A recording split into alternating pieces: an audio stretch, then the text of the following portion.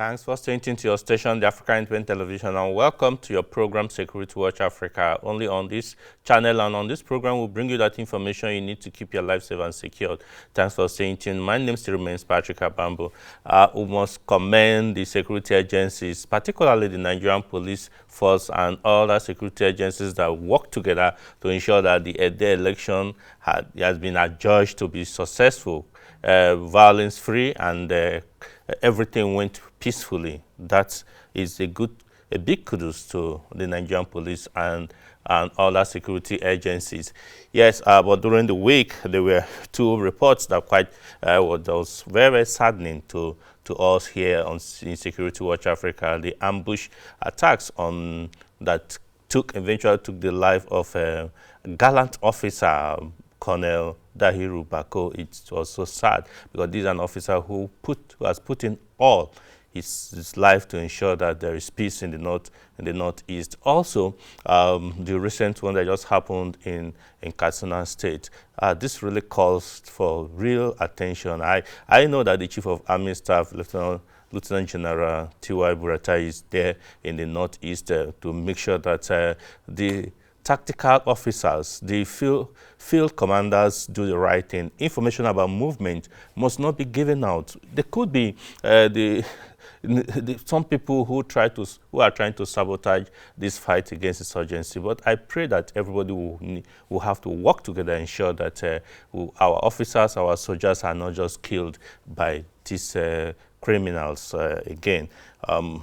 It's so sad because Nigeria has put in a lot to the training of all these officers, and for some ragtag persons to just take their life is very disturbing. But I pray that with these two incidents that happened, I'm sure that this military service, particularly the Nigerian Army, will do something to ensure it doesn't happen again.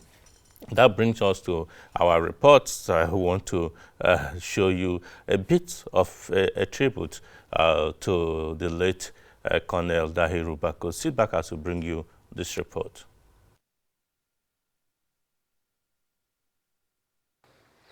Late Colonel Dahiru Chiroma Bako, prior to his present appointment, was inducted into Operation Zaman Lafia, now Lafia Dole, on 2nd August 2012 as the commanding officer of 233 Battalion in 3 Division area of operation.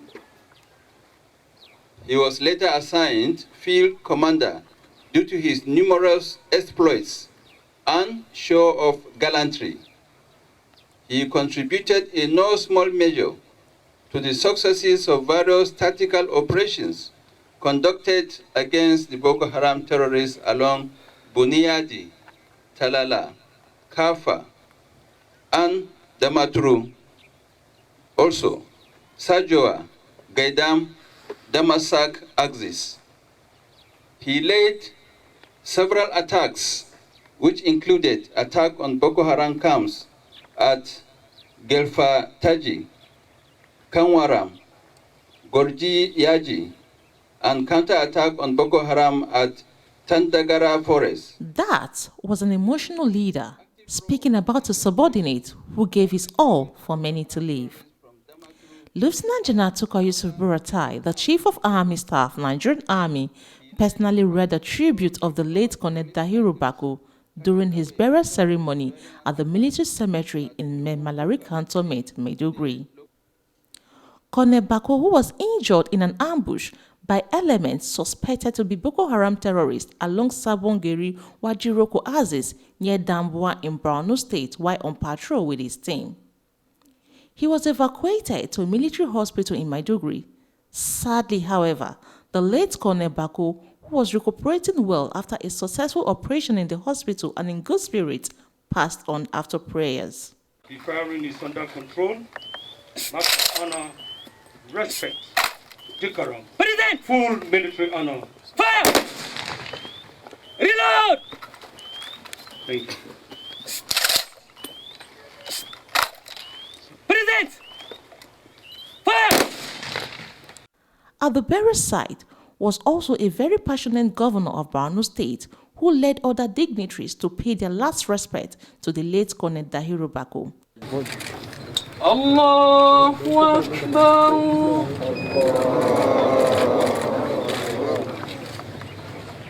Governor Zulum, in the move to support the family of the lead gallant officer, promised the sum of 20 million naira and the house while eulogizing late Colonel Bako. Indeed, today it is a very sad moment,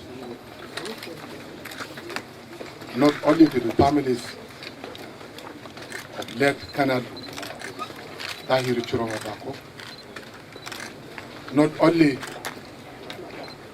to the Nigerian military, but to the entire people of Borno State, and indeed the nation in general. I was reliably informed that Colonel Bako doesn't have a house of his own. I'm pleased to announce that government of Borno State will provide a befitting house to him, to his families. I was also told that the Nigerian military, under the distinguished leadership of the Chief of Army Staff, is providing scholarship to him, to his families. But we shall also support the family in complementing the efforts of the Nigerian military. For the welfare of his family, government will release a check of 20 million naira for them to now take care of themselves. The check will be handed over to the family latest today or tomorrow morning. At this juncture, let me once again express my sincere appreciation to the Nigerian military, to the families of this wonderful job. I've been with him for the last 3 years. We never had any complaint about him. May his gentle soul rest in perfect peace. With the death of Colonel Dahiru Bako, who has been described by many as professional, gallant and patriotic Nigeria, it is pertinent that the government and well-meaning Nigerians rally round to provide necessary support for the war against terrorism and insurgency to finally come to a conclusive end. Shuli Daniels, Security Watch Africa, Maiduguri, Borno State. So sad that the country lost such a gallant officer. We were just talking with him some few weeks ago, and a man who is ready to put in his best and do more. Just like the Chief of Army Staff did say, he fought so many wars and won the battles for Nigeria. Sadly, he died. May his soul be accepted and enter internal rest. And this actually calls that Nigerians must do everything, not just the security services. All Nigerians must do everything to ensure that this fight is finally won once and for all. We must provide the information and the resources. I must tell you this for emphasis, that the Nigerian Armed Forces, Nigerian Army do not have what they need completely to fight this war. They need resources to be able to carry out this war. It's so sad, but I'm sure that the Army leadership will re-strategize and put in more efforts to ensure that this surprise attack, this guerrilla warfare that these boys are carrying on now will not happen again.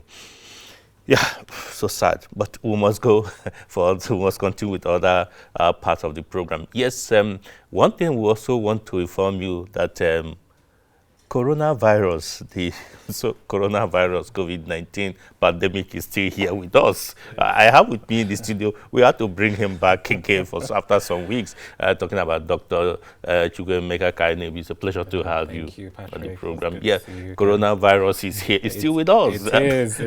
Really, but it's because some people are beginning to forget these issues. But one thing that is also is that we are relaxing so much, and the economy is getting back, the international flights have resumed. Yes. We decided to do a report to find out because COVID came into Nigeria through the airport. Through the port. Through the port. So we decided to say, look, when other countries are now facing the second wave, I hope what are those measures that are on ground at the airport to ensure we don't experience this? Sit back as we bring you this report by Peggy Agbe. As the world got struck by coronavirus COVID-19 pandemic, lots of activities were halted. With borders closed, international and local travels were suspended. Nigeria, the home of over 200 million people, Africa's most populous country, was affected by the coronavirus pandemic, and airports all over the Federation were closed from March 23rd to all except essential international flights as part of the country's efforts to curb the spread of coronavirus. With the reopening of international flights, some Nigerians have expressed fears if this will not lead to a second wave of coronavirus pandemic, as currently being experienced in some parts of the world. Security Watch Africa paid a visit to the Nnamdi Azikiwe International Airport to ascertain the readiness of the Nigerian aviation authorities to protect passengers using the airspace.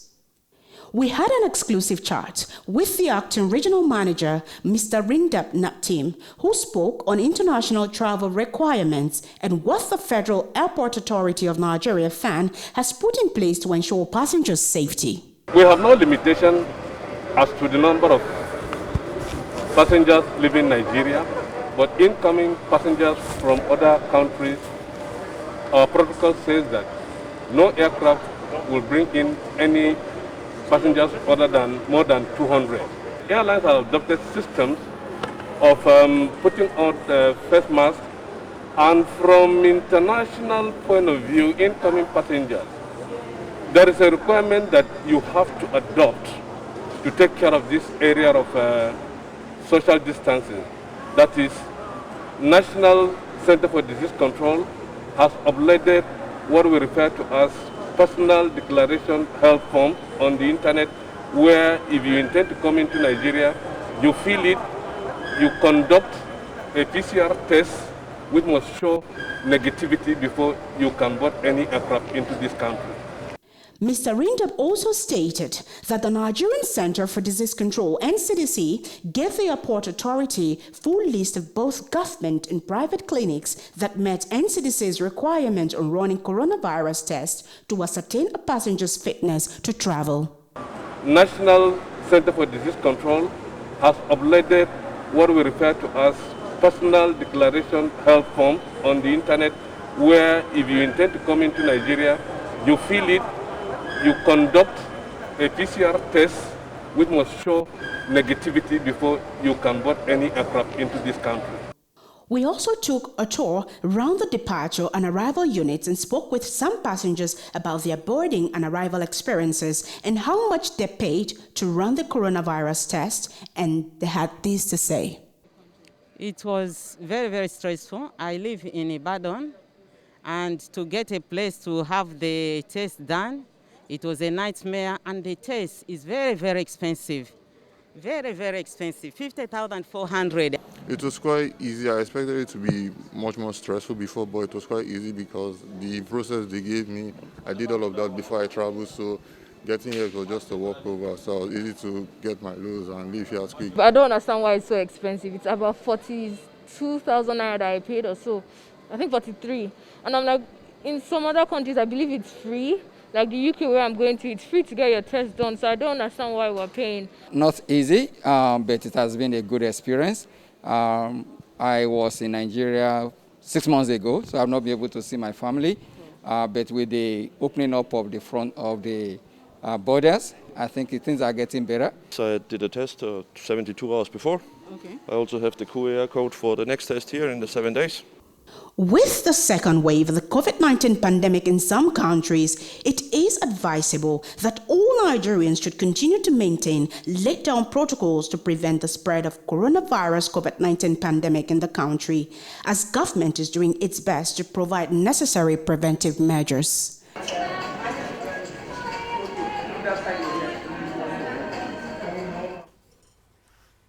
Welcome back. Yes, we must do everything necessary and observe all protocols to ensure that this COVID-19 does not come again, the second wave that is being talked about all over the world. So many countries are locking down already. Yeah. Doctor, let me come to you. How can we escape the second wave? I think, thank you, Patrick. I honestly think, like you said earlier, the realization that it's not over, and the way people just let down their guard, I think it's unwise. I think that if we maintain, so we have not seen so much of a huge mortality rate in Africa as expected, and especially in Nigeria, but we still have to still be on guard, you know, because I remember early months ago here, we saw how people, organizations were very, very, you know, worried and fearful, and put a lot of strategies down to ensure that people were observing the protocols. But you and I know that generally, the general picture is that those protocols are being implemented at a little less level than they should be implemented, and that is really going to be the problem, looking at, you know, having a second, you know, wave come this way. And it might not be great because we're still learning about this virus. We don't know what the virus has done so far. Has this virus morphed? Has this virus, you know, changed its code? And so we're now having maybe a new strain. We don't know. So we still have to be on guard. The face mask, the hand hygiene, the physical distancing, very, very, very important things that we need to still put on ground. I think that is very essential. Yeah, because it's very essential. We're seeing the people are coming into the country. Yes, there are protocols. You must do tests. Yeah, some people have said, before I depart from and coming into the country, I did a test. I arrived in Nigeria, I'm expected to do a test again. Yes, it's necessary. Very necessary, because you could have been negative 24 hours ago, and then you have a contact with a coronavirus suspected case or confirmed case without knowing, and then you would be liable to get infected, and then you could infect other people. So I think it's very essential that as long as you're crossing the borders, especially internationally, I think it's very critical. Yeah, viewers, if you are joining us, we are looking at this issue and still reminding us that the coronavirus, the pandemic is still here with us. Really, it's not over yet. Some parts of the world are experiencing the second wave, and the second wave seems to be more deadly, more troubling than the first wave, and so we must do everything to ensure we observe the protocols. You can join us. We are streaming live and on YouTube and on Facebook. You can send your comment to us via the Twitter. We can take it up here. Our Twitter is at SecurityWatch92 on Twitter. You can talk to us so that we can communicate. Yes, some people never believed that this coronavirus existed. In UK, there is this Chris Greeley that said that he called coronavirus bullshit. And the first wave, he didn't contract it. That second wave, the thing came in so much. One of the worrying thing about his own case is that he's just 29 years, among the young breeds, and with no underlying illness. But he's on life support now. What do we learn from this? We did establish early that those risk groups that we mentioned, people had comorbidities, that's other chronic illnesses, and the older age group were more at risk of contacting the coronavirus. But the key word there is more at risk. Every single individual is still at risk, highly at risk of getting the coronavirus, and we do not know how we would react to an infection. So it's important. Now, someone like this who could even come out publicly to say that, use the B word to describe the coronavirus, you could also imagine that he wouldn't be one of those people who would be observing the protocols as he should. He would probably take risks. He would be in crowded places. He wouldn't wear a face mask in public. He wouldn't maintain good hand hygiene, and he wouldn't maintain physical distancing. Sometimes this is basically, unfortunately, this might be the result. We don't pray for this to happen to people who are adamant or don't because believe. we still have many of them in we Nigeria. still have a lot of people who have that idea. Yes, like we said earlier, a lot of people still haven't had it come close to them, so they don't understand the gravity.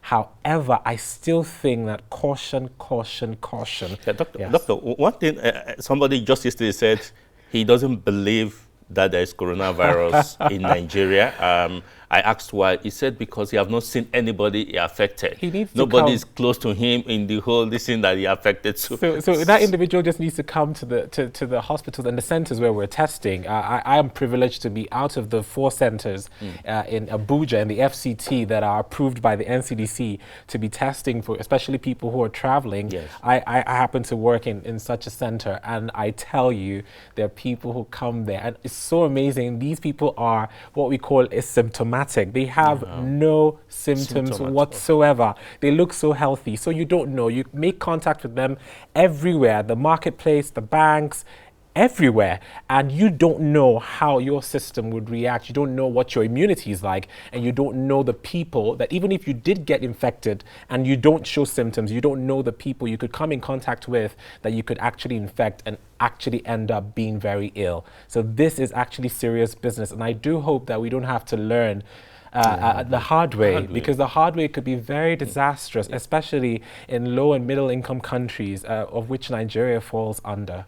Yeah, and we advise people, don't try to learn from your own mistake, learn from other people's mistakes. Learn from others. And it takes, I honestly want to say that it takes really not so much to observe the protocols. Just do it. When you go out, nobody's saying wear a face mask in front of your wife or in front of your children, but in front of other people. When you go to a religious gathering, put on a face mask. You go to the marketplace, put on a face mask and maintain your social distancing. You talked about religious gathering. I wonder, wear a face mask where you're in service, singing and all that. But a lot of people find it uncomfortable. They find it, and thank you for bringing this up. Even at the airport, I did see some people not wear the face mask properly. Either it's become a neckband or it's just below the nose, and that's not a proper covering. So I've noticed that some people, you're absolutely right, find it difficult to breathe, inhale and exhale when wearing the face mask. I would kindly advise you check the material. If you're using a cloth mask, the material of your cloth mask, it might actually be very difficult to breathe with that. So maybe in those times when you need to go to a place where you need to be with a face covering for a longer duration of time, perhaps a surgical face mask might be more appropriate. It's more easier to breathe. I think, yes. It's easier to breathe. I've noticed that because it has more room. So I think you can consider that and not struggle. I understand.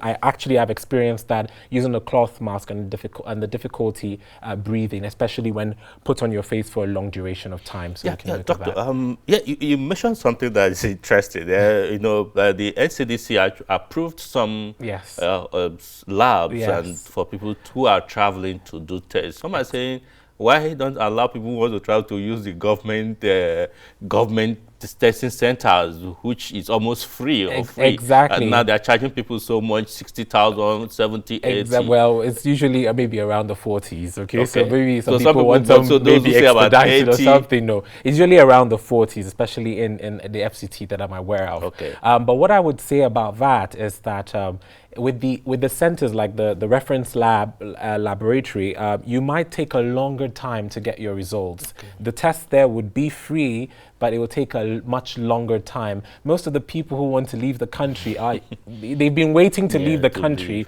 for months. So some of them want to go in 24 hours, So your results in most of these fee-paying, the NCDC has tagged them fee-paying laboratories. They usually get your results within 24 hours or less. So again, I think that's that. So if you have time, I think you can consider the reference laboratories and the government spaces for that. Okay. Now, there was an alarm some few days ago because the requirement before an aircraft brings a passenger to Nigeria, you must present negative certificate in 72 hours. Yes. Now, it was found out that some even came with fake results. That would be the fallout. That would be the fallout. How can this be prevented? I think it's basically ensuring that we find a way to authenticate certificates of travel, just like we do with the yellow card. Yeah. Okay, so people still are, obviously having traveled out of the country a couple of times. There was a time, I don't know if it still happens because it's been a while I traveled because of COVID. You would see that you could even get the yellow card at the airport. So this is actually a fallout of when you try to have a system that prevents people from traveling without some form of identification. You know, there was a time it was really about visas. Visas, people would falsify that, and that became these became more authenticated. So I think if we try as much as possible to authenticate these certificates of travel, it will go a long way. But we should expect fake certificates of travel at this point. You know, Doctor, as we are getting signed to round up, just few weeks, days ago, we were celebrating that the numbers of infection was low, even less than 100. You know, and now we're getting 200. What we have today, last night was 213. People are beginning to be scared. We always, you know, I always say this, months going on, with the numbers, we can't just read them as whole numbers as they are. This also depends on testing. You know, a lot of people too have stopped going for testing. I don't think the labs are testing as much as they used to. Now the focus is on people who want to travel as well. So I think that's what is also happening. So we have to put that Doctor, we must commend you because tomorrow it's on the 27th. You'll also be speaking to a group of people about this because we need to create this awareness. Exactly. The pastor Chukwuma Nwokwocha's ministry that is doing something. I invited you. What do you think about this? Because some religious gathering feel that forget it, we'll pray, but this is a religious gathering that insists that people must know and be aware of this. I think it's a very commendable step for a clergy to take such a bold step to say, I need a professional to come to my congregation and speak to them particularly about this. And I hope you will be there. The dynamic of what I'm talking about there is really keen. It's not just about the science of coronavirus, but more about the socio-economic and also the religious aspects of coronavirus, and basically having people to just know that it's still here with us.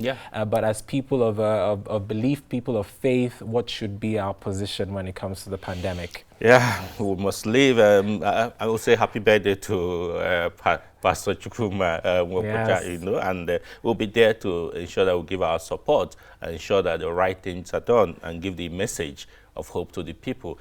Until we come your way again next week, I say thanks for staying tuned. Time is not our friend because we must leave for other programs to continue. But please observe the protocol so that you can stay alive and say thank you for being with us. Stay safe, stay alive. Much, Patrick. It's a pleasure. Bye for now.